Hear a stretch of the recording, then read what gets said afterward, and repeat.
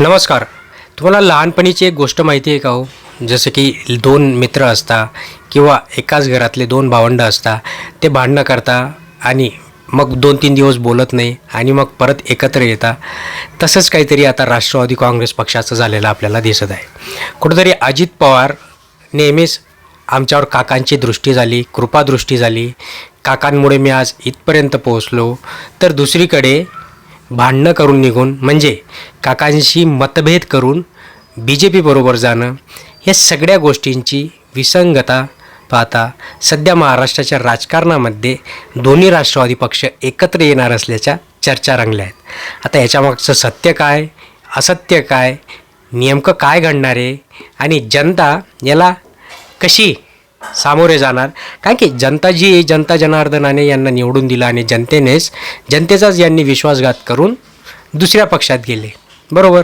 आता ते नेहमी अजित पवारांचं आहेच म्हणा, 4 तासासाठी उपमुख्यमंत्रीपद किंवा परत शिवसेनेबरोबर आघाडी, नंतर परत आता भाजपबरोबर, म्हणजे ते त्यांच्यासाठी काही विशेष नाही आहे ते, पण लोकांसाठी ते विशेष झालेलं आहे.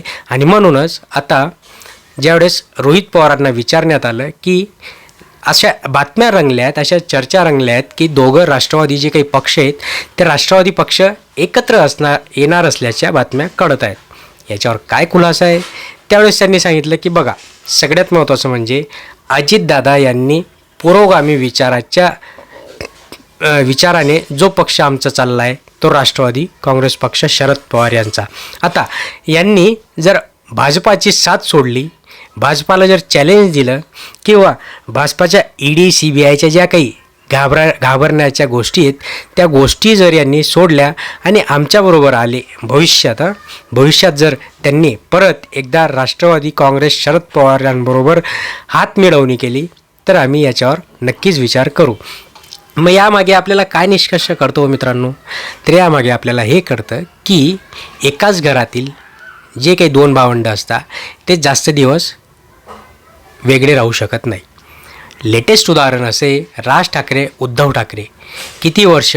तब्बल 19 वर्ष ते एकमेकांशी बोलले देखील नाही, एकमेकांविरोधात बोलले. निवडणुका असतील किंवा दुसऱ्या काही कार्यक्रम असतील त्यावेळेस टोलेबाजी एकमेकांवर नक्कीच केली. पण आता फायनली कुठंतरी जाण झाली आणि दोघांना एकत्र हे यावं लागलं.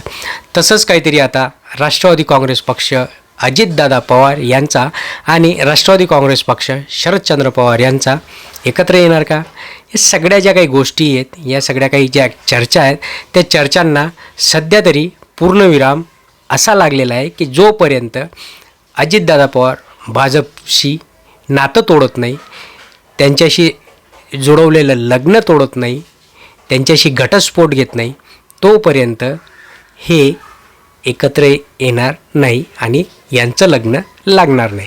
हे इथे आपल्याला स्पष्ट समजतं मित्रांनो. तुम्हाला काय वाटतं? खाली कमेंट बॉक्समध्ये नक्की कळवा. चॅनलला सबस्क्राईब करा, लाईक करा, शेअर करा. लाईक करायला विसरू नका. धन्यवाद.